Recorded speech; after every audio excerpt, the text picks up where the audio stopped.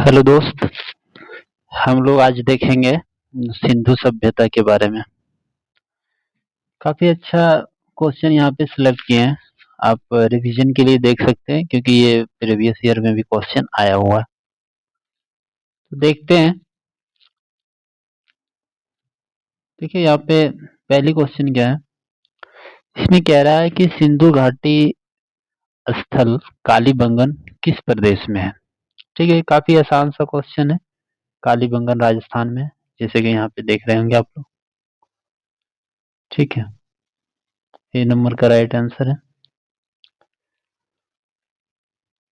सिंधु घाटी सभ्यता में बहुत सारे स्थल डेवलप के रूप में हुए थे, जिसमें कि कालीबंगन हो गया, धौलावीरा हो गया, राखी गढ़ी हो गया। ये सब इम्पोर्टेंट इम्पोर्टेंट प्लेसेस थे उसमें। उसके बाद हम लोग नेक्स्ट क्वेश्चन देखते हैं।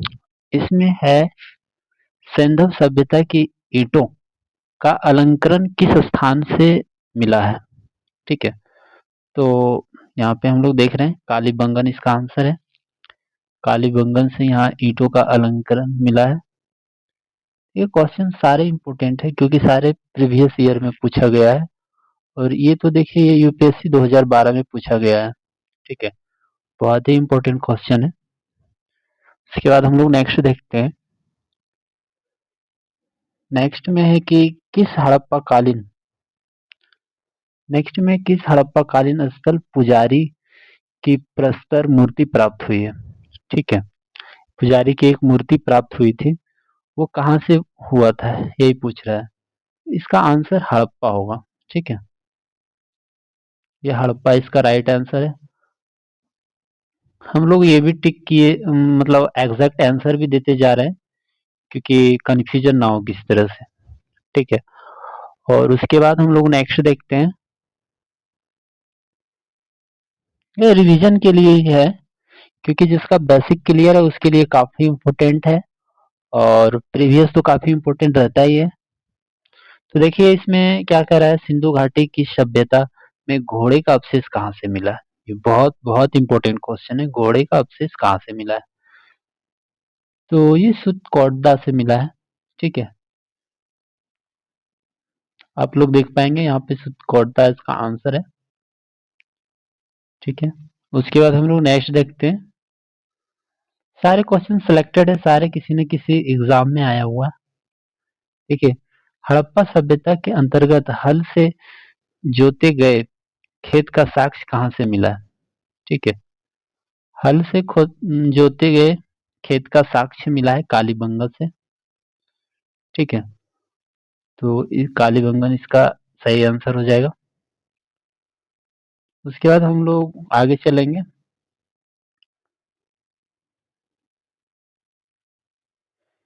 यह है कि किस हड़प्पाकालीन स्थल से नृत्य मुद्रा वाली स्त्री की कांस्य मूर्ति प्राप्त हुई है। मतलब नृत्य करती हुई स्त्री का कांस्य मूर्ति मिला है। ये देखिए इसका आंसर होगा मोहनजोदड़ो। ठीक है, मोहनजोदड़ो बी नंबर में इसका आंसर है। तो हम लोग इस चीज पे थोड़ा सा गौर करते जाएंगे।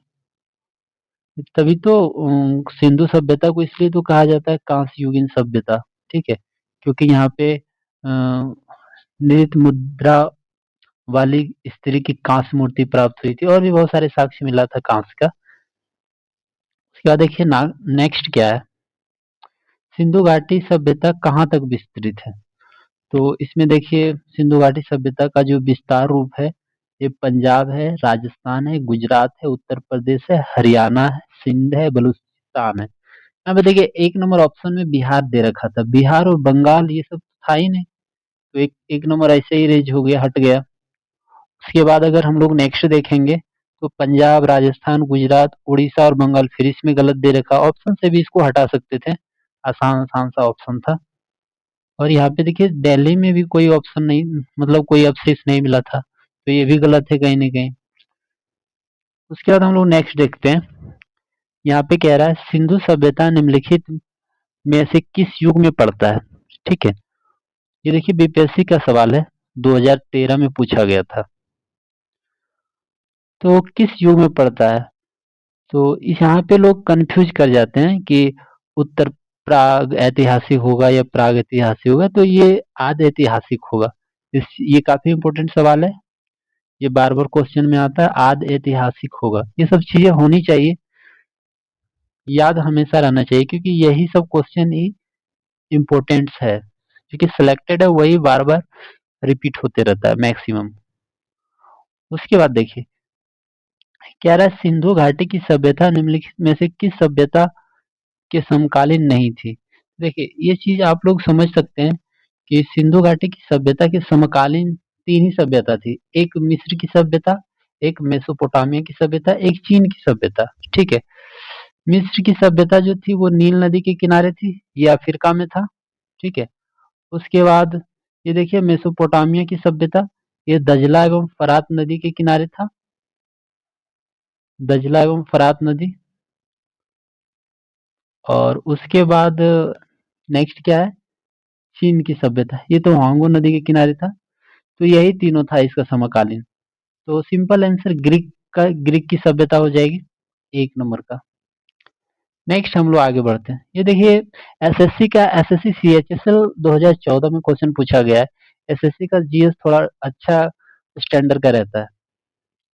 उसके बाद देखिए, हड़प्पा सभ्यता के संपूर्ण क्षेत्र का आकार किस प्रकार है? तो देखिए, संपूर्ण क्षेत्र का आकार यहाँ पे पूछ रहा है, तो ये त्रिभुजाकार था। ठीक है। त्रिभुजाकार क्यों था ये भी हम लोग समझ सकते हैं थोड़ा सा, क्योंकि देखिए, एक तो जम्मू कश्मीर में मांदा में मिला, फिर उधर पाकिस्तान में गया, फिर राजस्थान में गया, फिर दिल्ली में, ये फिर सीधे यूपी यूपी होते हुए मैच किया, तो लगभग त्रिभुजाकार ही ये आता है। और एक चीज और यहाँ पे ध्यान देने लायक बात है कि सिंधु सभ्यता का जो एरिया है वो 12,99,600 किलोमीटर स्क्वायर में फैली हुई है। इसको अगर अप्रोक्सीमेट लेंगे तो इसको 13 लाख किलोमीटर स्क्वायर कह सकते हैं हम लोग। उसके बाद नेक्स्ट देखते हैं, हड़प्पा हड़प्पा के मिट्टी के बर्तनों पर सामान्यतः किस रंग का उपयोग हुआ था? तो ये तो काफी आसान सा सवाल है। इस पे लाल रंग का उपयोग हुआ था। हड़प्पा कालीन जो मिट्टी का बर्तन था उसमें लाल रंग का प्रयोग हुआ था। ठीक है। उसके बाद हम लोग नेक्स्ट देखते हैं।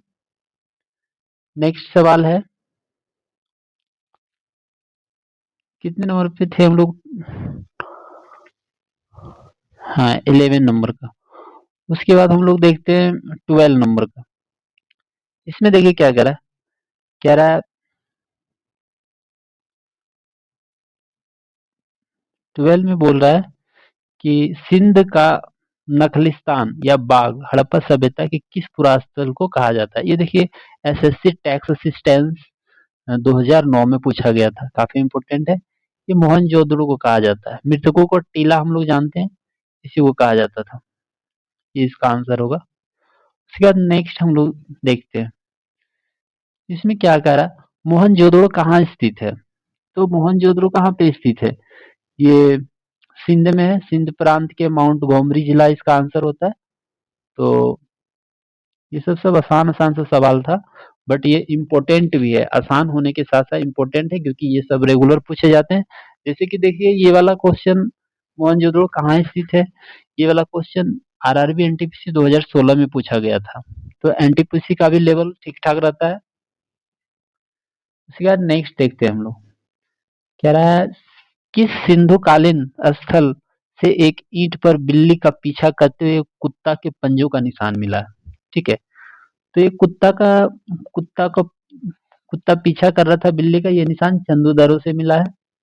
तो ये बी नंबर इसका आंसर होगा। आंसर भी देख लेते हैं, इसमें बी नंबर है। आगे बढ़ते हैं हम लोग।